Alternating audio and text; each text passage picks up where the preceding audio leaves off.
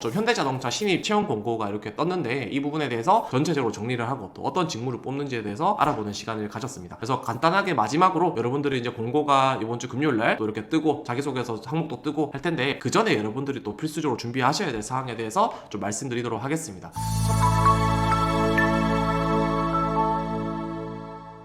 첫 번째 같은 경우에는 여러분들이 자기소개서를 실질적으로 가장 빨리 또 작성을 해야 되고 가장 처음으로 또 준비를 하시는 단계이기 때문에 자기소개서를 작성하기 이전에 사전 정보를 수집하는 것들이 가장 중요하다라고 보시면 될 것 같습니다. 그렇기 때문에 제가 항상 강조드리지만 자기소개서는 무턱대고 여러분들이 쓰고 시작하는 게 아니라 일단은 순차적으로 접근해야 된다고 이제 강조를 항상 해드리죠. 그래서 자기소개서 작성을 하기 앞서서 내가 어떤 경험적인 측면들이 있는지, 내가 지원하려고 하는 직무와 관련해서 어떤 전문성을 보여줄 수 있는 경험이 무엇이 있고, 내가 어떤 직업적인 관점을 가질 수 있는 지원 동기가 되는 그런 관점이 무엇이 있는지, 그런 관련된 경험들이 무엇이 있는지에 대해서도 한번 정리를 해보셔야 되겠죠. 그리고 또 실질적으로 내가 이런 현대자동차라는 부분들에 있어서 관심을 두고 있는 사업이 무엇이고, 또 현대자동차라는 기업에 관심을 가지기까지의 나의 경험이 뭐가 있는지, 이런 부분들도 한번 찾아보는 시간을 보내시는 게 중요하다라는 거겠죠. 자, 그리고 경험 정리에 더해서 직무 이해를 하셔야 된다고 말씀드렸습니다. 자기소개서의 퀄리티를 높이기 위해서는 가장 중요한 것은 말빨이 아니라 여러분들 직무 이해입니다. 직무 이해를 하셔야, 제가 늘 말씀드리지만 여러분들의 자기소개서를 날카롭게 쓰실 수 있어요. 날카롭게 써야 여러분들 자기소개서가 타격감이 생기고 다른 지원자들, 경쟁자들보다 우위에 좀 점할 수 있다라는 부분들로 이해하시면 되겠습니다. 그렇기 때문에 제가 말씀드렸던 정보를 기반으로 해서 여러분들 직무 이해가 반드시 필요하다라는 부분으로 좀 말씀드릴 수 있을 것 같습니다. 그래서 그런 것들을 꼭 사전 정리를 하셔서 내가 자기소개서를 쓸 준비를 하자라는 부분들로 좀 이해하시면 될 것 같고요. 그 다음 두 번째 같은 경우에는 잡페어를 진행한다라고 했었죠. 이 잡페어를 진행하는 부분들에 있어서 여러분들이 꼭 참여를 하셔서, 여러분들 홈페이지 가시면은 직무별로 몇 시에 진행하는지가 다 나와 있습니다. 그래서 꼭 참여를 하셔서 여러분들 직무를 통합적으로 좀 이해하는 시간들을 가져보시면 좋을 것 같고요. 기회가 된다면 모의 면접도 한번 보시면서 현대자동차에서 실제로 면접을 볼 때 어떤 성향의, 어떤 유형의 질문들이 많이 나올까라는 부분들을 좀 이해하시는 게 중요하다라고 말씀드릴 수가 있겠습니다. 그래서 우리가 이런 모의 면접이라는 부분들 참여하는 게 면접 한번 해보자, 내가 현재 어떤 수준인지 파악해보자, 이런 것보다 정말 좋은 기회잖아요. 모의 면접을 본다는 것 자체가. 그 모의 면접 보시면서 실제로 현대자동차에 내가 지원한다, 그리고 내가 희망하는 직무에 지원한다라고 했을 때 주로 현대자동차에서는 어떤 질문이 나올까에 대한 부분들을 한번 살펴보시면서 그 유형을 익히는 시간을 좀 보내면 좋겠다라고 말씀드릴 수가 있겠습니다. 그래서 반드시 직무 이해하시고 모의 면접도 참여해보시면 좋을 것 같고요. 거기에 더해서 내가 직무에 대해서 어느 정도 이해가 되었다, 내가 어떤 혼자서 정보를 수집하면서도 직무가 이해가 되었고 어떤 잡페어에 참여함으로써 직무도 이해했다라고 한다면은 이제는 한번 이런 직무를 통합적으로 이해한 상황에서 역량 키워드를 도출하는 부분들이 필요하다라고 할 수가 있겠죠. 그래서 어떤 역량이 중요할까, 문제 해결 능력이 중요할까, 혹은 신속한 대응 능력이 중요할까, 이런 부분들이 중요하다라고 할 수가 있겠죠. 그래서 우리가 단순하게 나중에 자기소개서 쓸 때 저희가 8대 악이라고 이야기하는 것들 있잖아요. 도전, 소통, 열정, 꼼꼼, 배려, 어떤 희생, 이런 것들만 쓰는 게 아니라